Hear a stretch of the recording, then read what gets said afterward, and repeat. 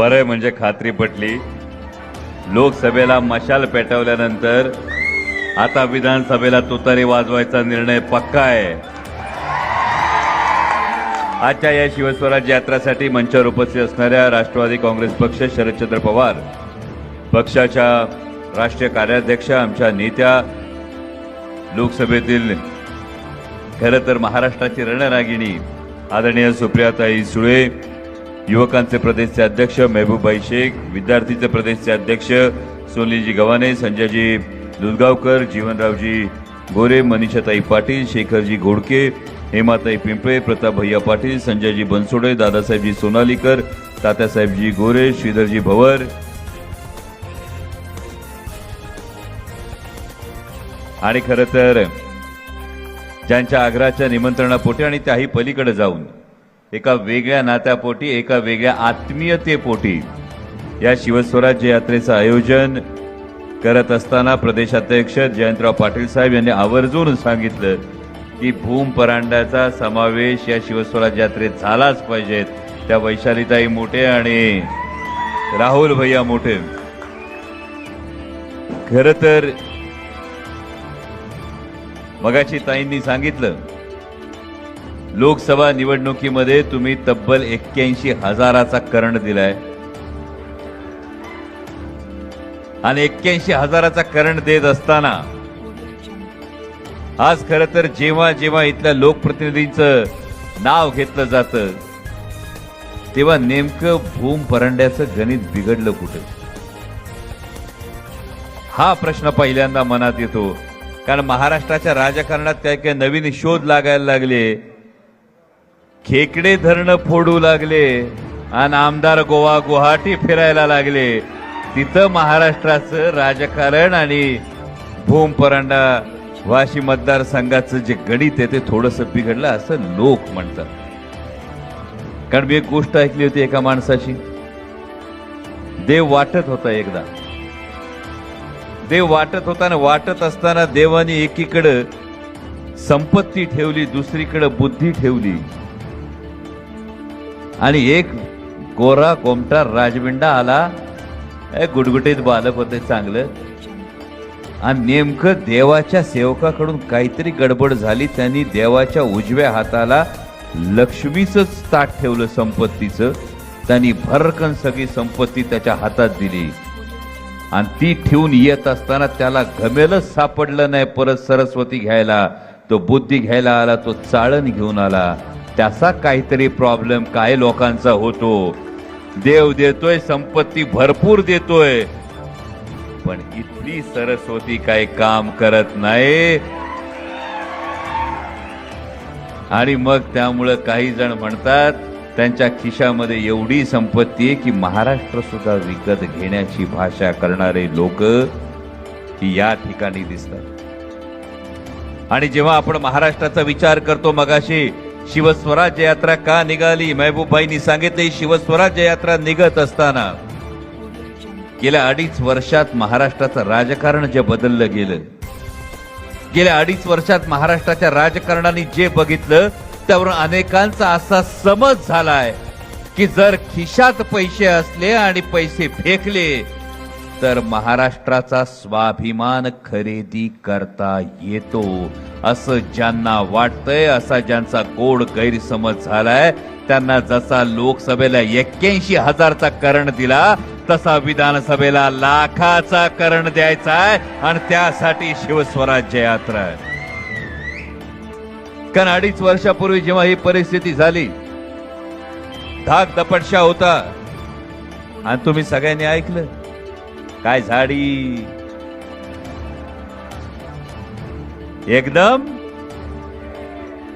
म्हणजे ट्रिपल इंजिनचं खोके सरकार जेव्हा स्थापन झालं तेव्हा हे खोके सरकार स्थापन होणार, गमतीचा भाग सोडून द्या, काय झाडी, काय हॉटेल, काय डोंगर, एकदम ओके, हा भाग जर सोडून दिला तर सुसंस्कृत महाराष्ट्राच्या चेहऱ्यावर, या इतिहासावर, या गौरवशाली इतिहासावर काळीमा पुसणार हे कृत्य होतं. कारण तोपर्यंत छत्रपती शिवाजी महाराजांचा इतिहास आम्ही सांगत होतो, जो इतिहास होता दिल्लीच्या तख्तासमोर न झुकण्याचा इतिहास होता.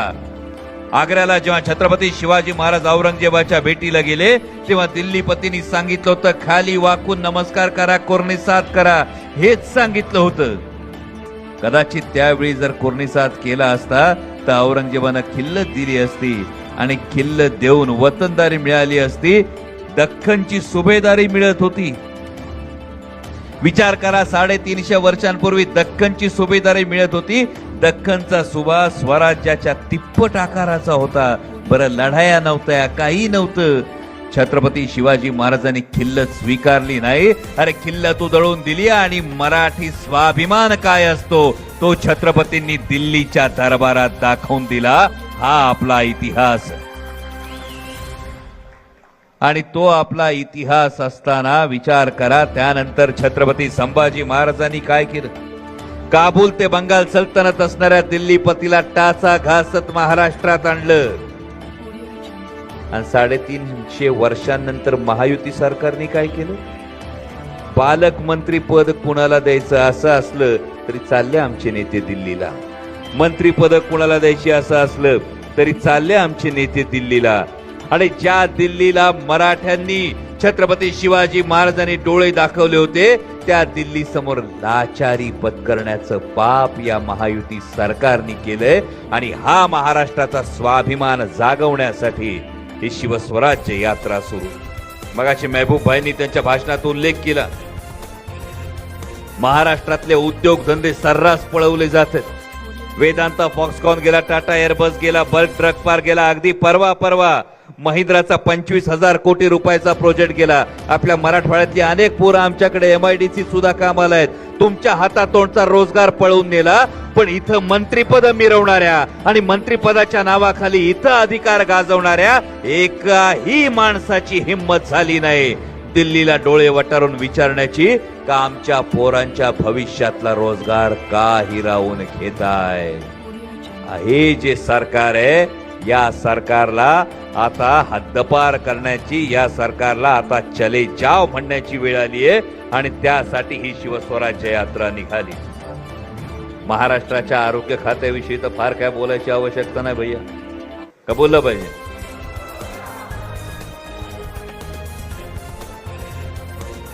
अहो, आरोग्य खातं हे सार्वजनिक आरोग्य सुदृढ व्हावं म्हणून करायला लागतंय. त्या आरोग्य खात्यालाच ICU मध्ये टाकल्यानंतर त्याच्याविषयी काय बोलणार, अँब्युलन्सच्या घोटाळ्याविषयी काय बोलणार. कारण हे सरकार जे झालंय, हे सरकार हे घोटाळ्यांचं सरकार आहे. हे सरकार कॉन्ट्रॅक्टरचं सरकार आहे. आणि म्हणून पंढरीच्या पांडुरंगाच्या दर्शनाला गेलेल्या सगळ्या वारकऱ्यांचं मेडिकल एक्झामिनेशन होतं, त्याचं बिल निघतं. हे बिल काढणारं सरकार आहे. पण आता मला असं कळलंय का भूम परंड्यामध्ये वेधशाळेने वेगळा अंदाज वर्तवलाय. 70-80 दिवस राहिलेत. 70-80 दिवसांमध्ये बहुतेक भूम परंड्यामध्ये लय पाऊस पडणार आहे असं कळतंय. हा नाही, आधी वेगळा पाऊस पडणार. जो मतांचा पाऊस पडणार तो तुम्ही राहुल भैयांच्या पदरात टाकणार. पण आधी जो पाऊस पडणार तो जर बघितलं तर येतं कुठून. ना खाऊंगा ना खाने दूंगा हे वजे भारतीय जनता पक्ष म्हणतात. भारतीय जनता पक्षाच्या मांडीवर जाऊन बसलेले महायुतीतले 2 पक्ष सांगतात. आज महाराष्ट्रातली फक्त एक उदाहरण देतो, एका कंपनीचं उदाहरण देतो. आपण शीतावून भाताची परीक्षा करतो. विचार करा, इलेक्टोरल बॉन्ड्सची गोष्ट आली होती, आठवते.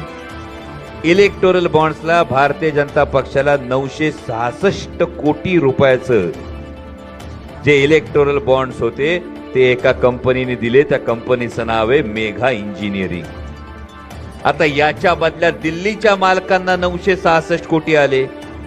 आता मालकाला पैसे आल्यानंतर मालक गुलामाला सांगणार जा त्याची सेवा कर.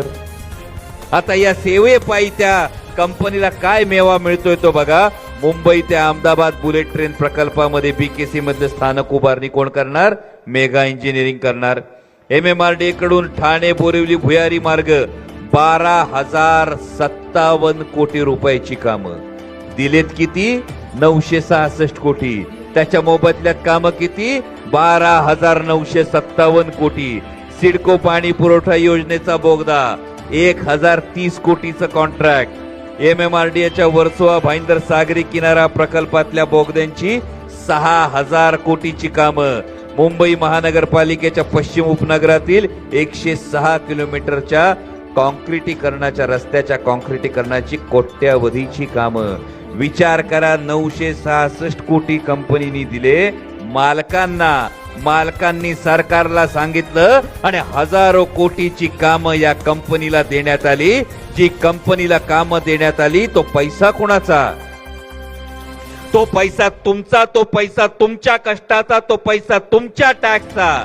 पण सरकार जन्माला आल्यापासून, बाळ जन्माला आल्यावर व्हॅक्सिन देतो ना, त्या व्हॅक्सिन वर पण जीएसटी असतो आणि माणूस गेल्यानंतर कफन टाकतो ना, त्या कापडावर बी जीएसटी लावतो. अरे जन्मापासून जाईपर्यंत जीएसटी देऊ देऊ थकतो आणि त्यानंतर लाईफ इन्शुरन्स मेडिक्लेम काढला तरी त्याच्यावर 18% जीएसटी द्यावा लागतो. आणि या दिलेल्या जीएसटीचा वापर कोणाकडे होतो? असे इलेक्टोरल बॉन्ड्स येतात, असे पैसे येतात.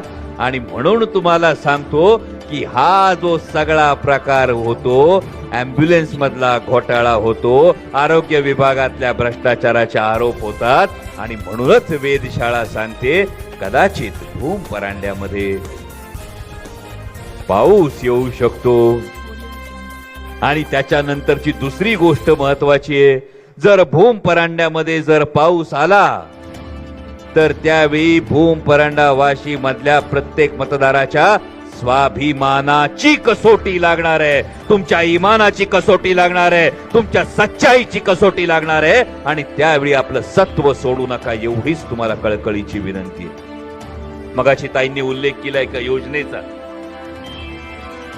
लाडकी बहीण योजनेचा. योजनेला कधीच विरोध नाही, असू नये.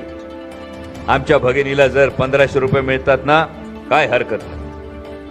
पण त्याच वेळी प्रश्न हा पडतो की आपल्या भूम परांड्याच्या शेतकऱ्यांचं दुधाचं कलेक्शन किती महिन्याचं? 5 लाख लिटर. ऐ शाबास. मिळणार किती ताई लाडकी बहीण मध्ये? 1500 रुपये. दिवसाला किती मिळणार? दिवसाला किती मिळणार? 50 रुपये. 50 रुपये. आता 1500 रुपये जेव्हा तुम्हाला महिन्याचे मिळणार, त्यातले 850 रुपये गेले गॅसला, उरली किती? 650 रुपये. आता दिवसाला किती झाले? जेमतेम 21 नाही तर 22 रुपये. आपलं दूध कितीनी जाते? दूध कितीनी जाते? 25 रुपये. गुजरातल्या शेतकऱ्याचं दूध कितीनी जाते? 40 रुपये. तुमचं नुकसान किती दिवसाचं? 10 रुपये लिटर माग. किती लिटर दूध घालताय दिवसाला? 20 लिटर दूध घालतो जरी म्हणलं तरी दिवसाचं नुकसान ताई तुमचं 200 रुपयाचं. 200 रुपयाचं शेतकऱ्याचं नुकसान करायचं, 200 रुपयाचं या भगिनीचं नुकसान करायचं आणि तिला वर 50 रुपये दिवसाची द्यायचे म्हणायचं आहे तू माझी लाडकी बहीण.